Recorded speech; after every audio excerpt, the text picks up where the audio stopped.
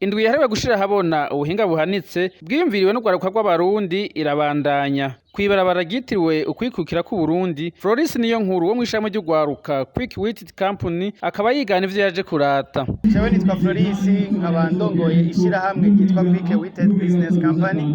Twazanye ubuhinga bushasha bwogira ngo twunganire abana. Twarabonye ko mu Burundi abana barakeneye kwiga ibintu bijanye n'ubuhinga bugezweho, ariko barabura aho bavyiga kuko nta bikoresho bihari bikwiye. Naho bovyiga ayo mashure ahari ni make cyane kandi arazimvye.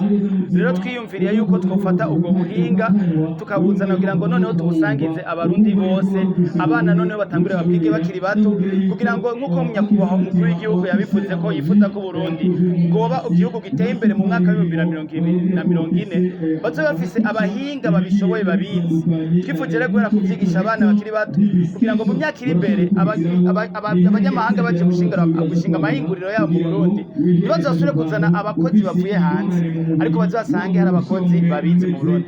Rero turigisha abana ibitandukanye, turigisha abana gukora ama application ya Android bashaka gushira muri telefone, turigisha abana gukora amarobo bakayamonta, bakanayakora bakayaprograma, amarobo agakora ivyo bashatse, kandi bamwe muri bo baramaze no kwerekana ivyumviro birashe mu kubishira none mu marobo bakayikorera, tukabafasha bakayakora. Ari namwe muri aya muziko murabona hano ahari nayakozwe n'abana bato cyane, kandi barekanye ubwo buhinga ko bashobora kubutahura kugira ngo natwe bamenye ko Abarundi dushoboye, dufise ubwenge, dukeneye gushigikirwa kugira ngo tumenye ubuhinga bugezweho bwa none. Muri Quick Witted company bakaba bifuza gukorana n'amashure mu bijanye n'ibikoresho mfashanyigisho. Mu ntango tuzokorana n'amashure asanzwe ahari, tuko turagerageza kugirana amasezerano n'amashure ahari kugira ngo tuvyigishize amashure kugira ngo bishikire benshi, ariko turafise n'ikigo tuzotangura vuba mu Kabondo kuri Avenue de Lounge ariho tuzoba dukorera mu nyubako yitiriwe bitayo kwa Kabwa, aharabana n'ishure ryitwa Ecofos Terra Matutina haruguru ya KCB siège.